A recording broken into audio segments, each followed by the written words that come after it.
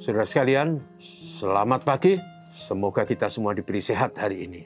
Saudaraku, saya menyampaikan renungan pagi ini dengan tema makna dan syarat-syarat baptisan Kristen.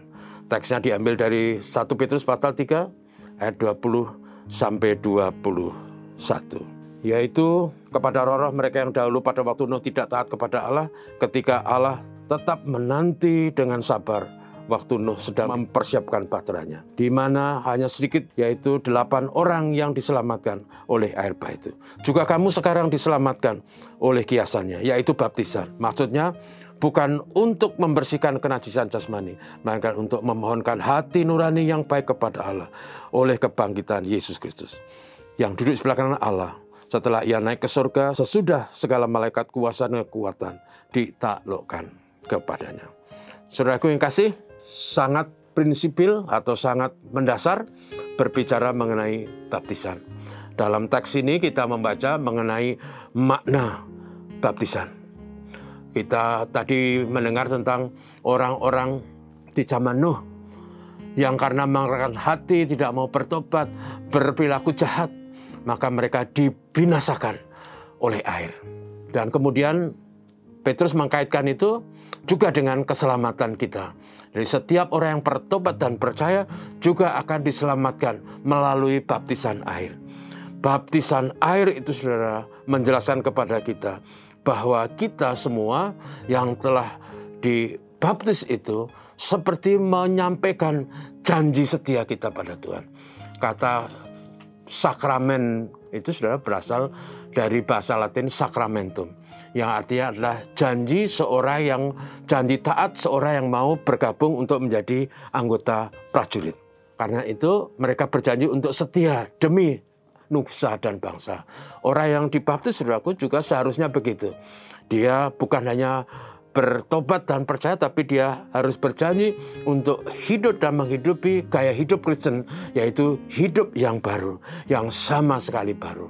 Mengapa, saudaraku? Karena orang-orang yang percaya dan kemudian dibaptiskan adalah orang-orang yang datang dari dunia kedegilan, dunia kekafiran, dunia yang diwarnai dengan hidup yang jahat, serakah, egois, dan berbagai laku tercela. Pada waktu orang menjadi Kristen, bertobat, maka dia harus menghidupi gaya hidup yang baru.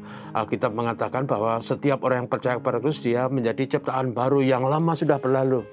Gaya hidup yang lama sudah berlalu. Tutur kata yang lama sudah berlalu. Perilaku yang lama sudah berlalu. Pergaulan lama sudah berlalu, diwarnai dengan yang baik dan benar. Diwarnai dengan tata etika moral sesuai dengan kitab suci. Dan itu adalah sebuah janji, sebuah syarat. Karena itu dalam baptisan secara historis dalam masa lalu itu baptisan hanya diberikan kepada orang dewasa yang tahu apa artinya menjadi Kristen dan mau berjanji untuk mentaati hidup sebagai orang Kristen. Hanya orang dewasa yang harus dibaptis karena mereka tahu syarat-syaratnya. Itu sebabnya juga di dalam konteks kita, saudara. Apakah syarat-syaratnya pada waktu kita menjadi Kristen? Saudara, kita harus meninggalkan gaya hidup lama kita yang jahat, yang egois, yang serakah, yang mau menang sendiri, yang mau menjadi orang yang harus selalu diakui. Bukan, saudara. Tapi kita harus menjadi manusia baru yang selalu taat kepada sabda Tuhan. Menjadi manusia baru yang meninggalkan gaya dan cara hidup lama dan merasuk hidup yang baru.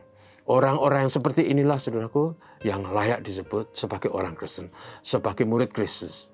Karena mereka berpegang kepada kebenaran iman, hidup dan bertingkah laku sesuai dengan ajaran firman Tuhan. Semoga juga kita sebagai orang Kristen hidup sesuai dengan ajaran firman Tuhan. Tuhan memberkati kita, mari kita berdoa. Terima kasih Tuhan, kami mengerti apa artinya baptisan, kami mengerti syarat-syarat supaya kami bisa menghidupi hidup Kristen sesuai dengan keyakinan dan baptisan yang kami terima. Berkat-Mu kami mohon untuk setiap kami dalam segala aktivitas kehidupan hari ini. Berkatilah apa yang kami kerjakan, apa yang kami rencanakan. Tuhan memberkati juga bumi kami supaya damai dan tentram. Diberkati bumi kami menjadi bumi yang mencukupi kebutuhan penduduknya. Inilah doa kami dalam nama Tuhan Yesus. Amin. Terima kasih, selamat pagi saudara.